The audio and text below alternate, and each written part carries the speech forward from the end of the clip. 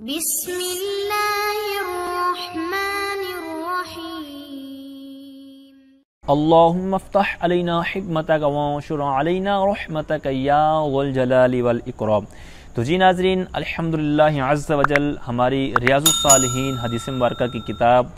جاری و ساری ہے، اور آج ہم اس کا سبق نمبر 37 نمبر سبق انشاءاللہ عز وجل پڑھیں گے۔ کتاب آداب السفر انشاءاللہ عز وجل آج ہم شروع کرنے جا رہے ہیں، اور ریاض الصالحین جو منتخب ابواب کے ساتھ جو نصاب کے اندر شامل ہے، تو اس کے اندر جو مختلف طرح کی کتابیں تھیں جو عام طور پر مختلف موضوعات پر مشتمل ہوتی ہیں، تو ان میں سے جو آخری کتاب ہے کتاب آداب السفر، یہ آج ہم شروع کرنے جا رہے ہیں۔ تو یوں اس کتاب کے مکمل ہونے کے ساتھ ہی ہمارا جو نصاب ہے وہ کمپلیٹ ہو جائے گا۔ تو یہ 14 ابواب پر مشتمل یہ کتاب ہے، تو اس کو انشاءاللہ عز وجل 5 اسباق کے اندر کلیئر کریں گے۔ تو یوں ہمارے 41 اسباق کے اندر یہ پوری جو ریاض الصالحین ہے یہ کمپلیٹ ہو جائے گی، مکمل ہو جائے گی۔ تو اب یہ جو کتاب آداب السفر، تو اس سے پہلے مبدا محذوف نکال کے آپ اس کا ترکیب بھی کر سکتے ہیں اور اس کا ترجمہ بھی کریں گے، تو اس طرح بہترین ترجمہ بنے گا۔ کتاب آداب السفر، یہ کتاب سفر کے آداب کے بارے میں ہے، یہ سفر کے آداب کے بارے میں کتاب ہے۔ تو بہرحال اب یہاں پر جو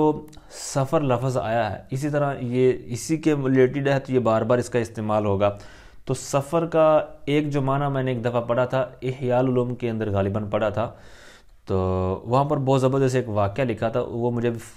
پورا تو یاد نہیں ہے، لیکن ایک خلاصہ تن میں عرض کرنے کی کوشش کرتا ہوں کہ حضرت عمر رضی اللہ تعالیٰ عنہ کے سامنے کسی آدمی نے کسی دوسرے آدمی کے بارے میں ایک نیگیٹو رائے پیش کی، اس کے بارے میں ایک سوچ بنائی ہوئی تھی کہ فلاں بندہ ایسا ہے۔ تو حضرت عمر نے فرمایا کہ کیا تو نے اس کے ساتھ سفر کیا ہے؟ تو اس نے کہا کہ نہیں، میں نے سفر تو نہیں کیا۔ تو فرمایا کہ تو نے پھر اس کے بارے میں کیسے یہ سوچ بنا لی کہ وہ بندہ ایسا ہے؟ تو آپ کے کہنے کا مطلب یہ تھا، جو مجھے ابھی یاد آ رہا ہے، کہ آپ کے کہنے کا مطلب یہ تھا کہ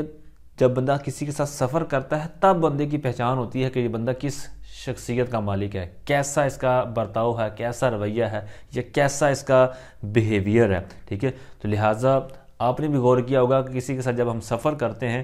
تو اس وقت وہ بعض کا تو اس کی سچویشن اور ہوتی ہے، عام طور پر جب اس کے ساتھ اٹھن بیٹھن ہوتا ہے تو اس کے اندر وہ بندہ اور طرح کا ہوتا ہے۔ تو یہ بندوں کے اندر بعض کا فرق آ جاتا ہے، بعض کا تو عارضی ہوتا ہے، بعض کا تو اس کی نیچر ہی ایسی ہوتی ہے۔ بہرحال آج کے سبق کے اندر ہم 2 ابواب پر گفتگو کریں گے۔ پہلا باب اس موضوع پر ہوگا کہ ہفتے کے اندر جو 7 دن ہیں، تو ان میں سے کس دن کی زیادہ فضیلت ہے اور اس کے اندر سفر کرنے کی ترغیب جو احادیث کے اندر بیان کی گئی ہے، اس پر یہ گفتگو ہوگی۔ تو اس کے تحت تقریباً 2 احادیث ہیں۔ تو اسی طرح پھر دوسرا باب جو ہے اس کے اندر یہ بیان کیا جائے گا کہ بندہ جب سفر کرے تو مطلب 3 افراد ہیں، 4 افراد ہیں، یا اسی طرح کوئی گروپ جا رہا ہے دوست احباب کا،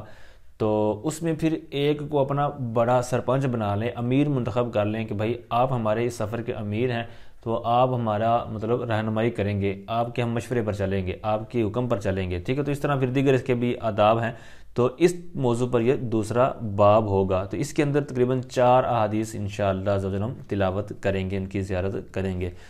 تو اب یہ جو سفر کے ریلیٹڈ میں نے عرض کیا ہے، تو ویسے تو اسلام کے اندر یہ بدشگونی کا تصور نہیں ہے، کوئی دن، کوئی لمحہ، کوئی دن، کوئی مہینہ، کوئی بھی مطلب منحوس نہیں ہے۔ ہاں، وہ گھڑی اس بندے کے حق میں منحوس ہوتی ہے کہ جو جب گناہ کر رہا ہو، تو جس وقت بندہ گناہ کر رہا ہوتا ہے تو وہ اس لمحے میں وہ گھڑی اس شخص کے لیے منحوس ہے، ٹھیک ہے۔ لہٰذا بعض دن جو منصوص ہوتے ہیں کہ ان کے اندر یعنی نص کے اندر احادیث قرآن و حدیث کے اندر بعض کا کسی کے بارے میں فضیلت آ جاتی ہے، جس طرح کہ ابھی احادیث ہم پڑھنے جا رہے ہیں کہ ہفتے کے 7 دن ہیں، لیکن ان میں صرف چند دنوں کے بارے میں موجود ہے، جس طرح جمعرات کے اندر یہ متن کے اندر احادیث آئیں گی۔ اسی طرح بعض کے اندر پیر کے دن بھی سفر کرنا سرکار صلی اللہ علیہ وسلم کا سفر مطلب ثابت ہے، ٹھیک ہے۔ اسی طرح ہفتے کے دن بھی، لیکن یہاں جو ہم پڑھیں گے حدیث یہ جمعرات کے حوالے سے ہے، ٹھیک ہے۔ اسی طرح بعض مہینے بابرکت ہو جاتے ہیں، جس طرح ویسے تو سارے مہینے اللہ کے ہی ہیں، لیکن 4 مہینوں کا رب تعالیٰ نے حرمت والے مہینے قرار دیا، اپنے مہینے قرار دیا، ٹھیک ہے۔ ذوالقعدہ، ذی الحجہ، محرم اور رجب، جس طرح کہ ابھی رجب المرجب جاری الساری ہے۔ تو بہرحال کہنے کا مطلب یہ ہے کہ جو اسلام کے اندر منحوسیت نہیں ہے، یعنی کوئی چیز، کوئی دن، کوئی بندہ منحوس نہیں ہے، لیکن بعض کی فضیلت بعض کا بیان کر دی جاتی ہے۔ تو آئیے ہم اپنے پہلے باب کی طرف بڑھتے ہیں۔ باب استحباب الخروج یوم الخمیس، کہتے ہیں جمعرات کے دن نکلنے کے مستحب ہونے کے بارے میں باب، جمعرات کے دن سفر اختیار کرنے کے مستحب ہونے کے بارے میں باب، و استحباب ہی، اور سفر اختیار کرنے کے اندر بھی پھر مستحب ہے، یعنی جمعرات کو تو نکلنا مستحب ہے ہی ہے، ٹھیک ہے، لیکن اس کے اندر بھی ایک اور ایکسٹرا مستحب کیا ہے، و استحباب ہی اول النہاری، کہتے ہیں دن کے شروع والے حصے میں، دن کے ابتدائی حصے میں نکلنا یہ مستحب ہے، یعنی ایک اور مستحب ہے اس کے اندر، یعنی ایک سفر کے اندر دو چیزیں ہیں، ایک تو یہ ہے کہ جمعرات کو سفر کریں، دوسرا یہ ہے کہ جمعرات میں بھی فرسٹ ٹائم سفر کریں صبح سویرے، کیونکہ اس کے اوپر بھی باقاعدہ احادیث موجود ہیں، آگے میں عرض کرتا ہوں۔ پہلی حدیث مبارکہ ان کعب بن مالک رضی اللہ تعالی عنہ، حضرت کعب بن مالک رضی اللہ تعالی عنہ سے روایت ہے، ان النبی صلی اللہ تعالی علیہ وسلم خرج فی غزوۃ تبوک، کہ نبی پاک صلی اللہ تعالی علیہ وسلم تبوک کے غزوے میں تشریف لے گئے، غزوہ تبوک کے لیے تشریف لے گئے، یوم الخمیس، جمعرات کے دن، پنج شبہ،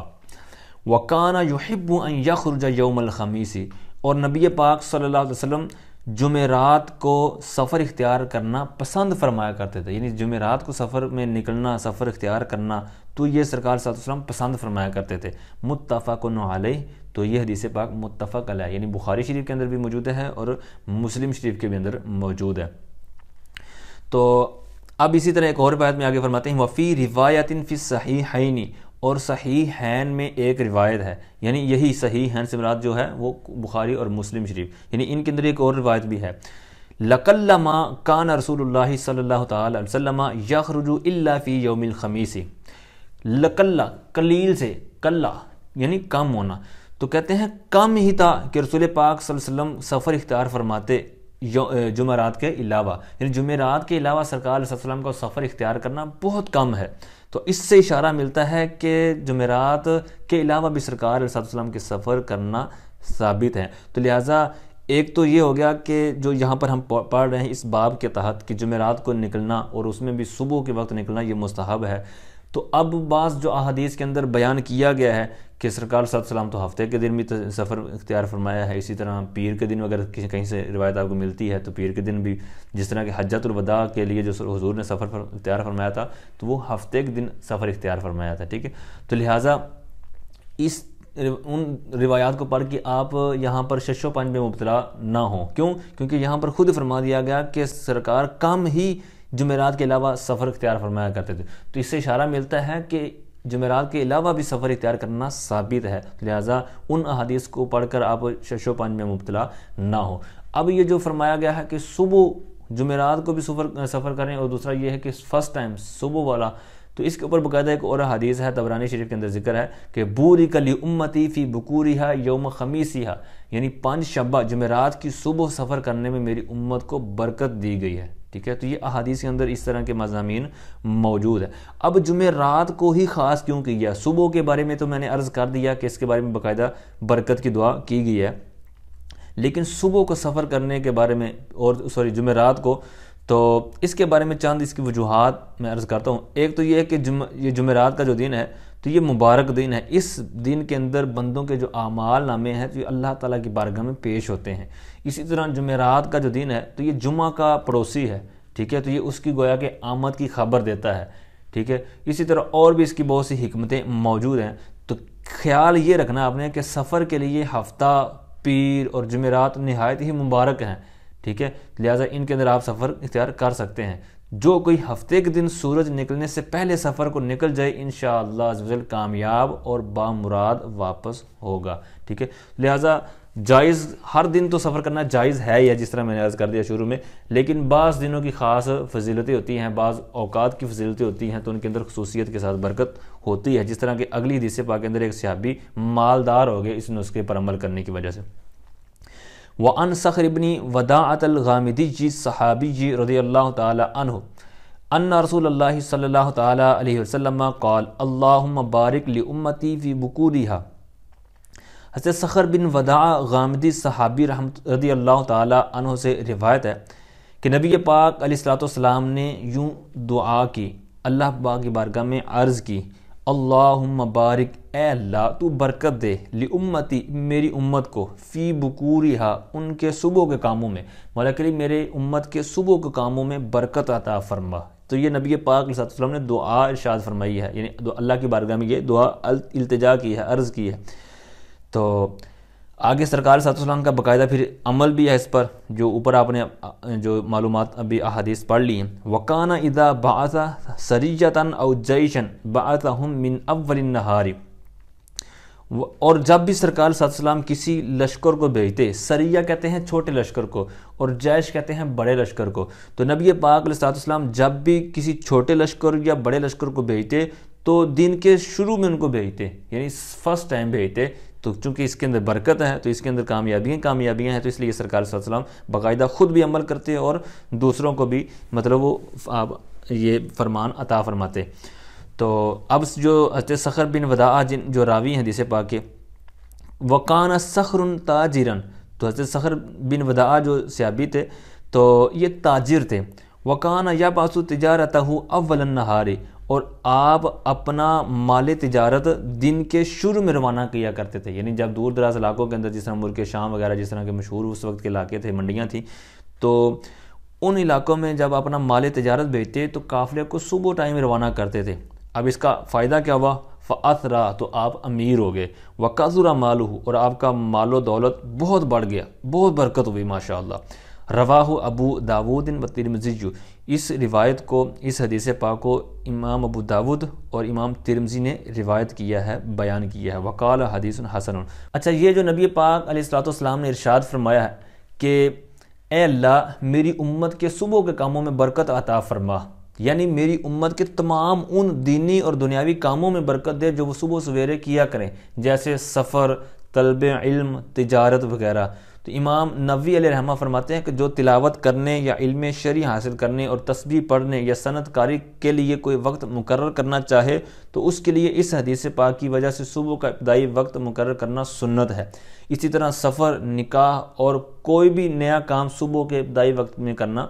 سنت ہے۔ اور آخر کے اندر بہت دلچسپ اور جھنجھوڑنے والی ایک بات علماء فرماتے ہیں کہ جو طالب علم مغرب و عشاء کے دوران اور فجر کے وقت محنت کرے پھر عالم نہ بنے تو تعجب ہے، اور جو طالب علم ان دو وقتوں میں محنت نہ کرے اور عالم بن جائے تو بھی حیرت ہے۔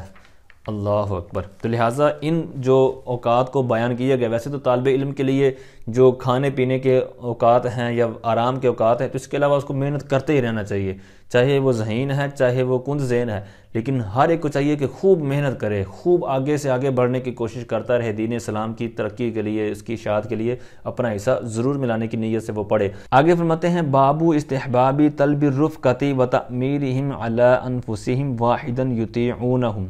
رفقا طلب کرنے کے مستحب ہونے کے بارے میں باب، اور ان کا اپنے اوپر ایک کو امیر بنانے کے مستحب ہونے کا باب کہ وہ اس کی اطاعت کریں، فرما برداری کر سکیں۔ مطلب آپ نے کہیں سفر اختیار کرنا ہے تو اکیلے سفر اختیار نہ کریں، ٹھیک ہے، اس میں بلکہ آپ اپنے ساتھ کسی کو لے کے جائیں، کم از کم 2 اور ہوں تاکہ 3 ہو جائیں ٹوٹل، اور یوں ایک قافلے کی صورت اختیار بن جائے۔ اب اس کے اندر بھی پھر یہ ہے کہ آپ نے ایک کو اپنا سرپنچ بنا لینا ہے، اپنا لیڈر بنا لینا ہے کہ بھائی اس قافلے کے اندر جب بھی ہمارا پورا جب تک سفر نہیں ہو جاتا ہم واپس نہیں آ جاتے تو آپ ہمارے امیر ہوں گے، ہم آپ کے پیچھے پیچھے چلیں گے، آپ جو حکم فرمائیں گے، جو گاڑی کروائیں گے، جس پر بیٹھیں گے، جو کھائیں پیئیں گے، مطلب دیگر جو بھی معاملات ہیں تو ہم آپ کے پیچھے پیچھے رہیں گے، جو آپ کہیں گے جائز طریقے پر ہم آپ کے پیچھے پیچھے فالو کریں گے۔ تو بہرحال اس کے تحت 4 احادیث ہیں۔ پہلی حدیث مبارکہ فرمایا عن ابن عمر رضی اللہ تعالی عنہما، حضرت عبداللہ ابن عمر رضی اللہ تعالی عنہما سے روایت ہے، قال قال رسول اللہ صلی اللہ تعالی علیہ وسلم، آپ فرماتے ہیں کہ رسول پاک صلی اللہ تعالی وسلم نے ارشاد فرمایا لو ان الناس يعلمون من الوحدۃ ما اعلم ما صار راکب بلیل وحدہ، اگر لوگ تنہا سفر کرنے کے نقصانات کے بارے میں وہ جانتے جو میں جانتا ہوں تو کوئی سوار رات کو تنہا سفر نہ کرتا، اکیلے سفر نہ کرتا۔ تو اب ایک تو یہ ہے کہ یہ نبی پاک علیہ السلام کے زمانے کے اندر اس وقت جو راستے تھے تو اس وقت جیسے بھی تھے آپ کو آئیڈیا ہوگا. تو اب جو ترقی ہو چکی ہے تو اس طرح اب سہولیات بھی بہت زبردست موجود ہیں. سفری سہولیات مطلب راستوں کی ہوں یا جناب سواریوں کی ہوں، تو ہر طرح کی سہولیات موجود ہیں. تو اس معنی کے اندر تو اب کافی فرق آ چکا ہے، لیکن پھر بھی تنہا سفر کرنے کے نقصانات اب بھی باقی ہیں. ٹھیک ہے، بندہ بیمار ہو سکتا ہے یا بندے کی ڈیتھ ہو سکتی ہے یا ایکسیڈنٹ ہو سکتا ہے، تو بعض اوقات بہت پرابلم ہو جاتی ہے. بعض اوقات بندہ آئی ڈی کارڈ بھی اپنے پاس نہیں رکھتا، موبائل اگر ہے تو اس کا جناب پاسورڈ لگا ہوتا ہے. تو اس طرح کی کافی زیادہ پریشانیاں کا سامنا کرنا پڑتا ہے. تو لہٰذا اللہ تعالیٰ سب کی حفاظت فرمائے. تو اپنے ساتھ اپنی آئی ڈی کارڈ وغیرہ اس طرح کی کوئی خاص پرچی وغیرہ اپنے ساتھ ضرور ہونی چاہیے، تاکہ اس طرح کا اگر خدا نہ خواستہ کبھی معاملہ بن بھی جائے تو آپ کی حفاظت ہو سکے، یا آپ کو جلد از جلد وہ رسا تک یا گھر والوں تک رابطے کی صورت کوئی بن سکے. کیونکہ پہلے کے جو معاملات تھے تو اس وقت رات کو سفر کرنا، تنہا سفر کرنا، یہاں تک کہ جو اہل عرب تھے تو ان کے ہاں تو ایک مثل بھی مشہور تھی کہ اللیل اخفی بالویل، یعنی رات اپنے دامن میں بہت سی مصیبتوں کو چھپائے ہوئے ہے. لیکن یہ جو فی زمانہ ہے، جس طرح کہ میں نے عرض کیا کہ اب ایسا کوئی معاملہ نہیں ہے. لیکن جہاں پر پھر بھی کوئی خطرہ ہو، اور یقیناً اس طرح کے معاملات بنتے رہتے ہیں، جس طرح ایکسیڈنٹ وغیرہ ہو گیا یا کہیں اللہ نہ کرے کسی کی موت ہو جاتی ہے، تو پھر یہ جو معاملات ہیں تو یہ بہت پریشانی والے پھر بن جاتے ہیں. آگے دوسری حدیث مبارکہ فرماتے ہیں وعن عمرو بن شعیب عن ابیہ عن جدہ رضی اللہ تعالی عنہ قال قال رسول اللہ صلی اللہ تعالی علیہ وسلم الراکب شیطان والراکبان شیطانان والثلاثۃ رکب. حضرت عمرو بن شعیب رضی اللہ تعالی عنہ اپنے والد کے واسطے سے اپنے دادا سے روایت کرتے ہیں. آپ فرماتے ہیں کہ رسول پاک صلی اللہ تعالی علیہ وسلم نے ارشاد فرمایا، ایک سوار ایک شیطان ہے، اور دو سوار دو شیطان ہیں، اور تین سوار قافلہ ہیں. یعنی تین سوار ہیں، وہ تین شیطان نہیں ہیں بلکہ وہ قافلہ ہیں. تو اب یہاں پر جو شیطان کے ساتھ جو تشبیہ دی گئی ہے، جو شیطان کہا گیا ہے، تو اس کا کیا مطلب ہے؟ تو اس کے بارے میں شیخ عبدالحق محدث دہلوی رحمۃ اللہ تعالی فرماتے ہیں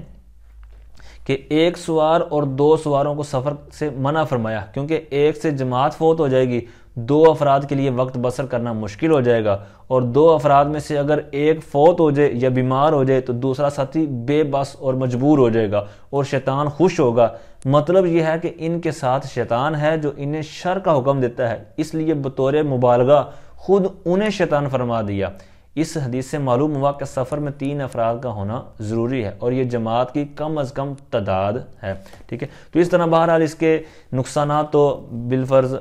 اب بھی جو اگرچہ سہولیات موجود ہیں، لیکن اب بھی اس کے نقصانات تو باقی ہیں کہ اگر بندہ اکیلے سفر کرتا ہے، اگر رات کو سفر کرتا ہے تو اس کے اور بھی معاملات بڑھ جاتے ہیں، چوری ڈکیتی اور اس طرح کے معاملات جو بڑھتے چلے جا رہے ہیں فی زمانہ بھی. آگے تیسری حدیث مبارکہ وعن ابی سعید و ابی ہریرہ رضی اللہ تعالی عنہما قال قال رسول اللہ صلی اللہ تعالی علیہ وسلم اذا خرج ثلاثۃ فی سفر فلیؤمروا احدهم. حضرت سیدنا ابو سعید اور حضرت سیدنا ابو ہریرہ رضی اللہ تعالی عنہ سے روایت ہے کہ نبی پاک صلی اللہ تعالی علیہ وسلم نے ارشاد فرمایا، جب تین افراد سفر کے لیے روانہ ہو نکلیں تو انہیں چاہیے کہ ایک کو اپنا امیر بنا لیں. اب ایک کو اپنا امیر بنانا ہے تو وہ تو پھر جب تین افراد چار افراد جو بھی ہوں گے تو ان میں سے جو سیانہ ہوگا، اچھا ہوگا، سلجھا ہوا ہوگا، تو وہ تو پھر موقع کے مطلب مطابق ہی وہاں پر فیصلہ ہو جائے گا. لیکن اچھے کو بنانا چاہیے جو علم و عمل اور خوف خدا رکھنے والا ہو. تو اس کے بہت سے فوائد ہیں، لیکن یہ ہے کہ جس کو امیر بنا لیں تو وہ ایسا نہ کہ جناب وہ اپنے آپ کو سمجھے کہ میں سردار ہوں تو وہ جناب دوسروں کو حکم کرتا رہے. ٹھیک ہے، اس لیے پہلے قید لگا دی کہ جس کو بنائیں تو وہ خوف خدا والا ہو، وہ جذبہ رکھتا ہو کہ میں نے ان کی خدمت کرنی ہے، میں حاکم ہوں تو میں نے ان کے بارے میں جو میں نے معاملات کرنے ہیں تو میں نے اس کا جواب دے ہونا ہے آخرت کے اندر. ٹھیک ہے، تو بہرحال اس کے فوائد اپنی جگہ موجود ہیں. تو شیخ محقق عبدالحق محدث دہلوی رحمۃ اللہ فرماتے ہیں کہ دوران سفر ایک شخص کو امیر بنانے کا حکم دیا گیا ہے تاکہ اترنے، سوار ہونے اور ایسے ہی دوسرے معاملات میں اختلاف اور جھگڑا نہ ہو. امیر کو چاہیے کہ ساتھیوں کے ساتھ خیر خواہی، نرمی اور امداد کا رویہ اختیار کرے اور ان کا خادم بنے، جیسا کہ حدیث شریف میں ہے کہ سید القومی خادمہم، قوم کا سردار ان کا خادم ہوتا ہے. آگے چوتھی حدیث مبارکہ وعن ابن عباس رضی اللہ تعالی عنہما عن النبی صلی اللہ تعالی وسلم قال خیر الصحابۃ اربعۃ وخیر السرایا 400 وخیر الجیوش 4000 ولن یغلب 12,000 من قلۃ. حضرت سیدنا عبداللہ ابن عباس رضی اللہ تعالیٰ عنہما سے روایت ہے کہ نبی پاک علیہ الصلوۃ والسلام نے ارشاد فرمایا بہترین ساتھی 4 افراد ہیں، یعنی 4 افراد اگر سفر کے لیے جا رہے ہیں تو وہ بہترین ساتھی ہیں۔ اب یہاں پر جو 4 فرمایا گیا ہے تو یہ حصر کے لیے نہیں ہے، بلکہ اگر 5 افراد ہیں تو وہ 4 کی بنسبت وہ بہترین ہے، ٹھیک ہے، یہ ایک قول کے مطابق۔ اور اسی طرح اگر 5 ہو جائیں گے تو 6 ہو جائیں گے، 7 ہو جائیں گے، تو وہ اسی حساب سے جتنی تعداد بڑھتے چلے جائے گی تو وہ اتنے ہی مفید بنتے چلے جائیں گے اور اتنے ہی وہ بہترین کی کیٹیگری کے اندر آتے جائیں گے۔ اور بہترین سریہ یعنی فوجی دستہ وہ ہے جس میں 400 افراد ہوں، یعنی جس میں 400 افراد ہوں تو وہ بہترین سریہ ہے۔ ویسے سریہ جو وہ ہوتا ہے کہ جس کے اندر سرکار صلی اللہ علیہ وسلم نے شرکت نہ کی ہو اور وہ کسی اور کو امیر بنا کر سرکار صلی اللہ علیہ وسلم روانہ فرمائے، لیکن یہاں وہ اصطلاحی تعریف مراد نہیں ہے، بلکہ یہاں پر جیش کے مقابلے میں آگے وہ لفظ بھی آ رہا ہے۔ اور بہترین لشکر وہ ہے جو 4000 افراد پر مشتمل ہو، اور 12000 کا لشکر کبھی کم ہونے کی وجہ سے مغلوب نہیں ہوتا، یعنی کسی اور وجہ سے مغلوب ہو جائے، یعنی آپس میں لڑائی جھگڑے کی وجہ سے یا نافرمانی کی وجہ سے یا مطلب امیر کی نافرمانی کی ہے تو اور ذرائع اور وجوہات کی بنا پر ہار جائیں وہ الگ بات ہے، لیکن تعداد اس کی 12000 ہو اور اس تعداد کی کمی کی وجہ سے وہ ہار جائیں تو یہ نہیں ہو سکتا، ٹھیک ہے۔